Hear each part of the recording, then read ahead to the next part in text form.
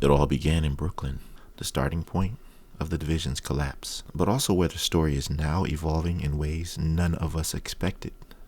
Aaron Keener, once a loyal Shade agent, was left to die in a dark zone, betrayed by the very system he dedicated his life to. At the time, we believed his turn to villainy was fueled by bitterness and survival instincts. But what if that wasn't the whole truth?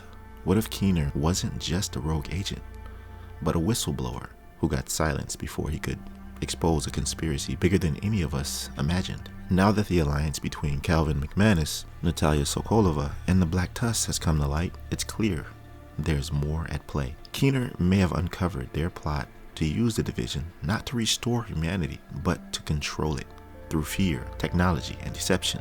That knowledge made him expendable.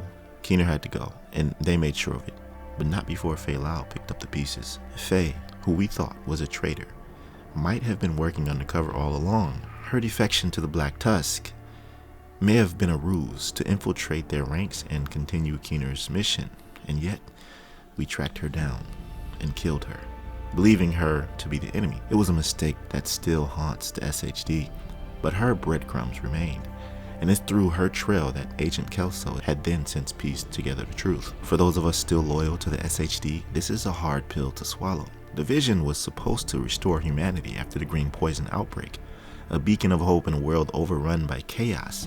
But Keener knew the truth. He saw through the facade. He wasn't angry just because he was abandoned in the dark zone. He was angry because the system itself was corrupt, designed not to restore humanity, but to control it. And now, in the most unexpected twist, Keener has returned, not as an enemy, but as an ally. To make this happen, Keener reached out to us directly, offering critical intel on Natalia and Calvin. He even surrendered himself to Manny Ortega to prove his sincerity and undergo vetting. But here's the kicker. Keener isn't the only one back. Theo Parnell, the tech-savvy master of deception, has resurfaced too. Given his history of faking his death, it's no surprise. However, as much as we might hope, it's unlikely we'll see Vivian Connolly, 𝐿𝐴𝐴𝐽𝐿𝐴, or James Dragoff return. Their stories seem to be firmly closed, while Keener and Theo are poised to be the cornerstones of the new fight. With Keener, Theo, 𝐿𝐴𝐽𝐿, and the SHD working together, we have a team capable of challenging the Black Tusk and their leaders. But just as we start to get a handle on the situation, a new threat emerges. The Cabal. What is the Cabal? Is it a faction, a covert organization, or something entirely different? Natalia's cryptic mentions of the Cabal have raised more questions than answers. But here's what we know. After completing the new Washington Scout missions, we'll face a new difficulty tier called Climax difficulty, which introduces Master. This isn't just an upgrade from Legendary, it's something entirely different. Could this new tier be led by the Cabal, a faction of enemies armed with advanced technology, superior tactics, and unmatched strategic approach? If the Cabal is indeed a new faction, it could bring a fresh dynamic to the game, new enemy types. Imagine highly specialized Cabal units with advanced AI, counter-tech abilities, and unique combat styles that force players to adapt in ways we haven't seen before. Enhanced tactical gameplay. The Cabal's emphasis on strategy could require players to rethink their usual approach, focusing on stealth, coordination, and resource management. Could they have cutting-edge tech, new gadgets and tools, both for the Cabal and the SHD? This could add layers of complexity to combat, making every encounter unpredictable and engaging. The idea of facing a faction like the Cabal in Brooklyn is exciting, especially when paired with the new Master difficulty. This isn't just about tougher enemies.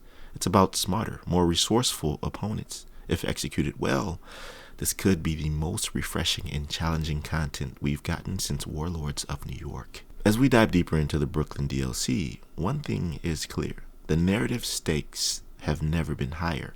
The Division's mission has been flipped on its head. Keener is back with a shocking new role, and the Cabal looms as a shadowy force ready to change everything we know. Is this the end of the Black Tusk as the dominant threat, or are we walking into a battle that will redefine the SHD's purpose entirely? One thing is certain, the Division 2 has taken us into uncharted territory, and with Keener leading the charge against the system he once sought to destroy, we're about to face challenges unlike anything we've encountered before. The Cabal might just be the enemy we've been waiting for all along.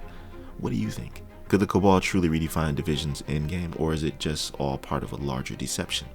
Let's discuss this. I want to hear what you think in the comment section below. We have all been wondering what the Master difficulty is about, and I think that a new faction with new difficulty, new tech, and new combat strategies would be the perfect story arc for something like this.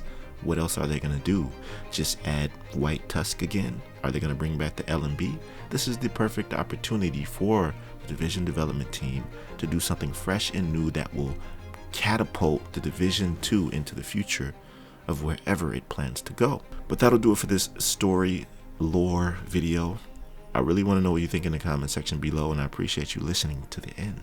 By the way, I mentioned stealth in one of the Cabal's potential combat tactics, and I've been doing some theory crafting about a new specialization that could possibly be in a Division 3, a stealth specialization. But what does this mean when it comes to the Division in general, with its gameplay being RPG looter shooter with enemies having tons of health? What are the implications of the damage that can be dealt with stealth attacks and stealth in general, being that whenever you're spotted, every NPC is aggro? Well, let's talk about that as well.